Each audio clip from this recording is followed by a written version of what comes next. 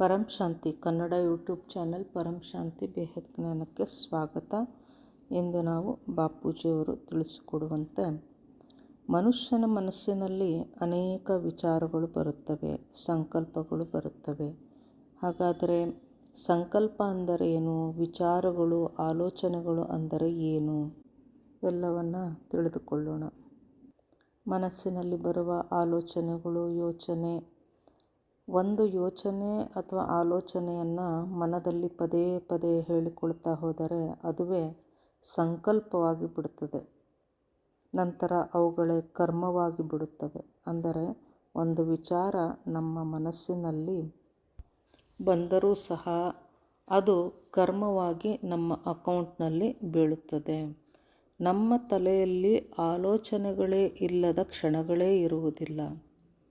ಈ ಎಲ್ಲದಕ್ಕೂ ಮನಸ್ಸು ಕಾರಣ. ಮನಸ್ಸು ಸದಾ ವಿಚಾರದಲ್ಲಿ ಮುಳುಗಿರ್ತದೆ. ಏನಾದರೂ ಒಂದು ತಲೆಯಲ್ಲಿ ತಂದುಕೊಳ್ಳುತ್ತಲೇ ಇರ್ತದೆ. ಉದಾಹರಣೆಗೆ ಯಾರೋ ಒಬ್ಬ ಬಹಳ ಸ್ಪೀಡಾಗಿ ವಾಹನ ಚಾಲನೆ ಮಾಡಿಕೊಂಡು ನಮ್ಮ ಮುಂದಿನಿಂದ ಹೋದ ಎಂದುಕೊಳ್ಳಿ. ತಕ್ಷಣ ಮನಸ್ಸಿನಲ್ಲಿ ನಾವು ಅಂದುಕೊಳ್ತೇವೆ, ಗ್ಯಾರಂಟಿ ಇವನು ಎಲ್ಲಾದರೂ ಹೊಡೆದುಕೊಂಡು ಬೀಳ್ತಾನೆ ಅಥವಾ ಸಾಯ್ತಾನೆ. ಇಲ್ಲಿ ನಾವು ಏನನ್ನು ಅಂದುಕೊಳ್ಳುವ ಅವಶ್ಯಕತೆ ಇರಲಿಲ್ಲ. ಆದರೂ ಕೂಡ ನಮ್ಮ ಮನಸ್ಸು ಸುಮ್ಮನೆ ಇರುವುದಿಲ್ಲ. ಏನಾದರೂ ಒಂದು ನಮ್ಮ ತಲೆಯಲ್ಲಿ ನಡೆದೇ ನಡೀತದೆ. ಇದು ಒಂದು ನೆಗೆಟಿವ್ ಕರ್ಮವಾಗಿ ಅಕೌಂಟ್ನಲ್ಲಿ ಬಿತ್ತು. ಅಂದರೆ ನಾವು ಏನೇ ಯೋಚನೆ ಮಾಡಿದರೂ ಸಹ ಅದು ಕರ್ಮವಾಗಿ ರಚನೆ ಆಗ್ತಾ ಇದೆ, ಕರ್ಮವಾಗಿ ನಿಲ್ತಾ ಇದೆ. ಆದರೆ ಇಲ್ಲಿ ನಾವು ಅವನು ಬಹಳ ಸ್ಪೀಡಾಗಿ ಹೋಗುತ್ತಿದ್ದಾನೆ, ದೇವರೇ ಅವನಿಗೆ ಏನೂ ಆಗದಿರಲಿ ಅಂತ ಅಂದುಕೊಂಡಿದ್ದರೆ ಅದು ಒಳ್ಳೆಯ ಪಾಸಿಟಿವ್ ಕರ್ಮದ ಅಕೌಂಟ್ನಲ್ಲಿ ಬೀಳ್ತಾ ಇತ್ತು. ಒಟ್ಟಿನಲ್ಲಿ ಯಾರೇ ಆಗಿರಲಿ, ಕಣ್ಣ ಮುಂದೆ ಬರುವ ಸನ್ನಿವೇಶ ಏನೇ ಇರಲಿ, ಮನಸ್ಸು ಮಾತ್ರ ಸುಮ್ಮನೆ ಇರೋದಿಲ್ಲ. ಏನಾದರೂ ಒಂದು ಹೇಳಿಯೇ ಹೇಳ್ತದೆ ಅಥವಾ ವಿಚಾರ ಮಾಡುತ್ತೆ. ವಿಚಾರ ಮಾಡೋದೇ ಆದರೆ ಒಳ್ಳೆಯದನ್ನೇ ಯಾಕೆ ಈ ಮನಸ್ಸು ಆಲೋಚನೆ ಮಾಡುವುದಿಲ್ಲ? ಕಾರಣ ನಮ್ಮ ಮನಸ್ಸು ನಮ್ಮ ಹಿಡಿತದಲ್ಲಿ ಇಲ್ಲ. ಬಾಪೂಜಿಯವರು ಹೇಳ್ತಾರೆ, ಕೆಟ್ಟ ಯೋಚನೆಯೂ ಬೇಡ, ಒಳ್ಳೆಯ ಯೋಚನೆಗಳು ಬೇಡ, ನಿಸ್ಸಂಕಲ್ಪ ಸ್ಥಿತಿಗೆ ಮನಸ್ಸನ್ನು ತರಬೇಕು ಅಂತ ಹೇಳ್ತಾರೆ. ಹಾಗಾದರೆ ಇದಕ್ಕೆ ನಾವು ಏನು ಮಾಡಬೇಕು? ಏನು ಆಲೋಚನೆಗಳೂ ಬರಬಾರ್ದು ಅಂದಾಗ ಇದನ್ನೆಲ್ಲ ತಡೆಯುವುದು ಹೇಗೆ? ಇದಕ್ಕೆ ಯೋಗ ಅಥವಾ ಧ್ಯಾನ ಮಾಡಬೇಕು. ಧ್ಯಾನ ಮಾಡಲಿಕ್ಕೂ ಸಹ ಮನಸ್ಸು ಬರಬೇಕಲ್ಲ. ಅಂದರೆ ಇದಕ್ಕೂ ಮೊದಲು ಸಂಪೂರ್ಣ ಪರಮ ಸತ್ಯದ ಜ್ಞಾನವನ್ನು ನಾವು ತಿಳಿದುಕೊಳ್ಬೇಕಾಗುತ್ತದೆ. ಜ್ಞಾನ ತಿಳಿದಾಗ ವೈರಾಗ್ಯ ಬರುತ್ತದೆ. ವೈರಾಗ್ಯ ಬಂದಾಗ ಮನಸ್ಸು ಧ್ಯಾನದಲ್ಲಿ ಸ್ಥಿರವಾಗಿ ನಿಲ್ಲುತ್ತದೆ. ಅಂದರೆ ಮುಖ್ಯವಾಗಿ ಮೊಟ್ಟ ಮೊದಲನೇದಾಗಿ ನಾವು ಮಾಡಬೇಕಾಗಿರೋದೇನು? ಜ್ಞಾನ, ಪರಮಸತ್ಯ ಜ್ಞಾನವನ್ನು ತಿಳ್ಕೊಳ್ಬೇಕು. ಜ್ಞಾನವನ್ನು ತಿಳಿದುಕೊಂಡ ನಂತರ ಧ್ಯಾನದಿಂದ ಮನಸ್ಸಿನ ಸ್ಥಿತಿ ನಿಸ್ಸಂಕಲ್ಪ ಸ್ಥಿತಿಗೆ ಬರಲಿಕ್ಕೆ ಸಾಧ್ಯ. ಆತ್ಮನಲ್ಲಿ ಮನಸ್ಸಿದೆ, ಮನಸ್ಸಿನಲ್ಲಿ ಬುದ್ಧಿ ಇದೆ ಮತ್ತು ಬುದ್ಧಿಯಲ್ಲಿ ಸಂಸ್ಕಾರವಿದೆ ಅಂತ ಬಾಪೂಜಿಯವರು ಸದಾ ಹೇಳ್ತಾ ಇರ್ತಾರೆ. ಹೀಗಾಗಿ ಮನಸ್ಸು ಬುದ್ಧಿ ಹೇಳಿದಂತೆ ಕೇಳುತ್ತದೆ. ಬುದ್ಧಿ ಒಳ್ಳೆಯದು ಹೇಳಿದರೆ ಒಳ್ಳೆಯದು, ಕೆಟ್ಟದ್ದನ್ನು ಹೇಳಿದರೆ ಕೆಟ್ಟದ್ದನ್ನು ಅದು ಯೋಚಿಸುತ್ತದೆ. ಈಗ ಸಂಕಲ್ಪದ ಬಗ್ಗೆ ಹೇಳೋದಾದರೆ, ಬುದ್ಧಿ ಹೇಳಿದ್ದು ಮನಸ್ಸು ಕೇಳುತ್ತದೆ. ಆದರೆ ಅದರಲ್ಲಿ ಭಾವನೆ ಅನ್ನೋದು ಇರಬೇಕು. ಭಾವವಿದ್ದಾಗ ಮಾತ್ರ ಅದು ಸಂಕಲ್ಪವಾಗುತ್ತದೆ. ಅಂತಂದರೆ ಉದಾಹರಣೆಗೆ ಒಬ್ಬರನ್ನು ನಾವು ನಮ್ಮ ಮನೆಗೆ ಬನ್ನಿ ಎಂದು ಕರೆದಾಗ ಇಲ್ಲಿ ಎರಡು ರೀತಿ ಇದೆ. ಸುಮ್ಮನೆ ಕರೆಯಬಹುದು, ಇನ್ನೊಂದು ಭಾವದಿಂದ ಕರೆಯಬಹುದು. ಅಂದರೆ ಮನಸ್ಸಿನಿಂದ ಬನ್ನಿ ಎಂದು ಕರೆಯಬಹುದು. ಹೀಗೆ ನಾವು ಏನೇ ಮಾಡಿದರೂ ಸಹ ಅಲ್ಲಿ ಎರಡು ರೀತಿಯಲ್ಲಿ ಕರ್ಮ ನಡೆಯುತ್ತಿರುತ್ತದೆ. ಎರಡು ರೀತಿ ಆಲೋಚನೆಗಳು ನಡೆಯುತ್ತಿರುತ್ತದೆ. ಒಂದು ಭಾವದಿಂದ ಕೂಡಿದ್ದು, ಇನ್ನೊಂದು ಭಾವರಹಿತವಾದದ್ದು. ಈಗ ಸಂಕಲ್ಪವಾಗಿ ಪರಿವರ್ತನೆಯಾಗುವುದು ಯಾವುದು ಅನ್ನೋದನ್ನು ನೋಡೋಣ. ನಮ್ಮ ಪ್ರತಿಯೊಂದು ಆಲೋಚನೆ ಕರ್ಮವಾಗಿ ಬದಲಾಗುವುದು.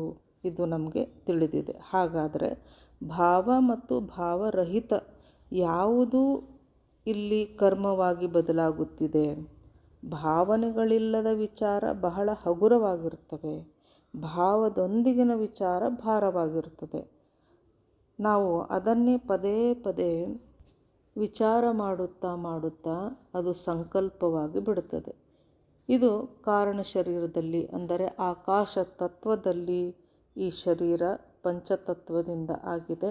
ಅಂದರೆ ನಮ್ಮ ಪಂಚತತ್ವದಲ್ಲಿ ಒಂದು ಆಕಾಶ ತತ್ವದ ಶರೀರವಿದೆ, ಅದು ಕಾರಣ ಶರೀರ. ಅದರಲ್ಲಿ ಎಲ್ಲವೂ ರೆಕಾರ್ಡ್ ಆಗುತ್ತಾ ಹೋಗುತ್ತದೆ. ಪಂಚತತ್ವದ ಶರೀರ ಅಂತಂದರೆ 5 ತತ್ವದ ಶರೀರ: ನೀರು, ಮಣ್ಣು, ವಾಯು, ಅಗ್ನಿ ಮತ್ತು ಆಕಾಶ ತತ್ವ. ಇದರಲ್ಲಿ ನೀರು ಮತ್ತು ಪೃಥ್ವಿ ತತ್ವವನ್ನು ಬಿಟ್ಟುಬಿಡಿ, ವಾಯು ಅಗ್ನಿಯನ್ನು ಬಿಟ್ಟುಬಿಡಿ. ಈಗ ಆಕಾಶ ತತ್ವ ಅಂದರೆ ಆಕಾಶ ತತ್ವವೇ ಕಾರಣ ಶರೀರ. ಈ ಕಾರಣ ಶರೀರದಲ್ಲಿ ನಮ್ಮ ಎಲ್ಲ ಆಲೋಚನೆಗಳು ಕರ್ಮಗಳಾಗಿ ರೆಕಾರ್ಡ್ ಆಗುತ್ತಿವೆ. ಹೀಗೆ ಆಕಾಶ ತತ್ವದಲ್ಲಿ ರೆಕಾರ್ಡ್ ಆದ ಸಂಕಲ್ಪ ಪದೇ ಪದೇ ರೆಕಾರ್ಡ್ ಆಗುತ್ತಾ ತಿರುಗಿ ಅದು ವಾಯು ಮತ್ತು ಅಗ್ನಿಗೆ ಬಂದು ನಂತರ ಅದು ಸ್ಥೂಲ ಶರೀರಕ್ಕೆ ಅಂದರೆ ಮಣ್ಣು ಮತ್ತು ನೀರಿನಿಂದ ಆದ ಈ ಶರೀರವನ್ನು ಸ್ಥೂಲ ಶರೀರ ಅನ್ನುತ್ತೇವೆ. ಅಂದರೆ ಒಂದು ವಿಚಾರ ವಾಯು ತತ್ವದಲ್ಲಿ ರೆಕಾರ್ಡ್ ಆದಾಗ ಅದು ಏನಾಗುತ್ತೆ, ಪುನಃ ಅದು ವಾಯು ಹಾಗೂ ಅಗ್ನಿ ತತ್ವಕ್ಕೆ ಬಂದು ನಂತರ ನಮ್ಮ ಈ ಶರೀರದ ಮೇಲೂ ಸಹ ಅದು ಪರಿಣಾಮವನ್ನು ಬೀರುತ್ತೆ. ಅಂದರೆ ನಮ್ಮ ವಿಚಾರಗಳು ಸಂಕಲ್ಪವಾಗಿ ನಮ್ಮ ಸ್ಥೂಲ ಶರೀರದ ಮೇಲೆ ಎಫೆಕ್ಟ್ ಮಾಡುತ್ತದೆ. ಅಂದರೆ ನಮ್ಮ ಸಂಕಲ್ಪಗಳು ಒಳ್ಳೆಯ ಕೆಟ್ಟ ಯಾವ ಸಂಕಲ್ಪವಿದೆಯೋ ಅದರಂತೆ ಅದರ ಪರಿಣಾಮ ಶರೀರದಲ್ಲಿ ಕಾಣಿಸಿಕೊಳ್ಳುತ್ತದೆ. ಸ್ಥೂಲ ಶರೀರ ಎಫೆಕ್ಟ್ ಆದ ಮೇಲೆ ಒಂದು ಓರಾ ಕ್ರಿಯೇಟ್ ಆಗುತ್ತದೆ. ಈಗ ಓರಾ ಕ್ರಿಯೇಟ್ ಆದ ಮೇಲೆ ಇದರಿಂದ ನಮ್ಮ ಹೊರಗಿನ ವಾಯುಮಂಡಲದಲ್ಲಿ ಎಫೆಕ್ಟನ್ನು ಕಾಣ್ತೇವೆ.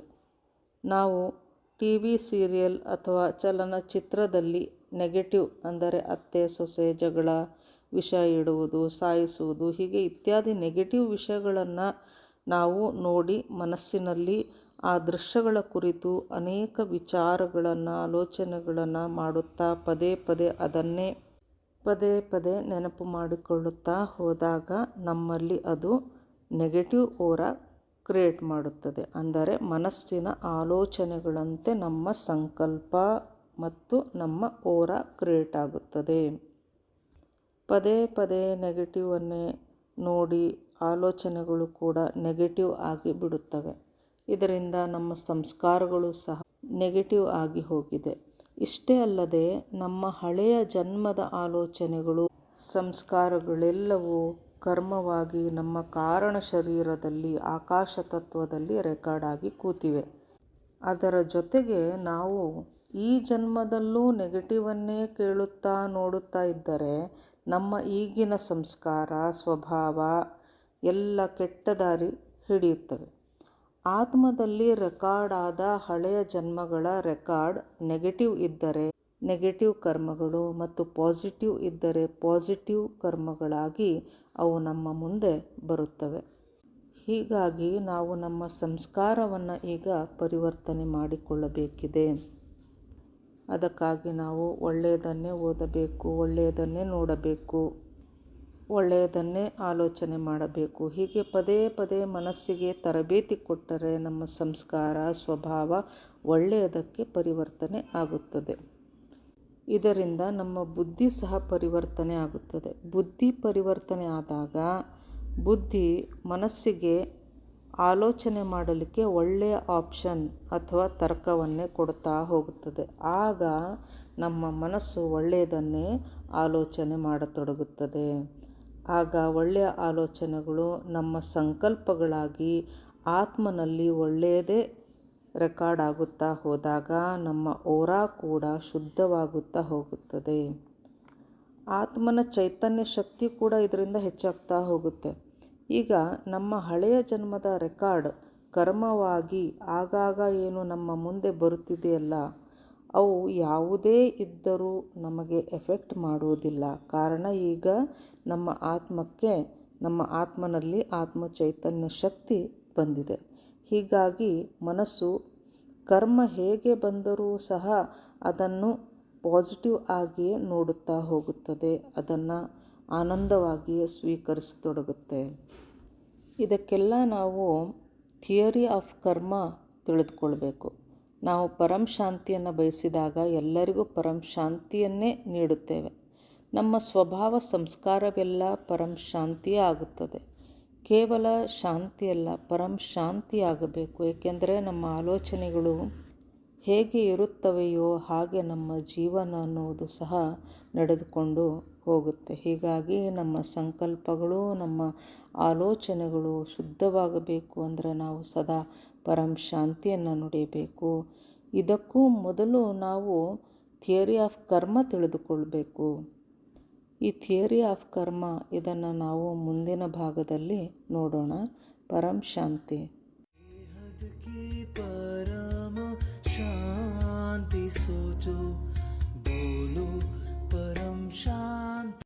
Join us daily for our morning live meditation, Monday to Saturday, 5:30 to 6:30 a.m. Join us daily for live meditation, 10 p.m. to 11 p.m. on YouTube Live. Subscribe now. Website www.paramshanti.org. Email us anant@paramshanti.org. Like, share, subscribe. Join today. बेहद की परम शांति सो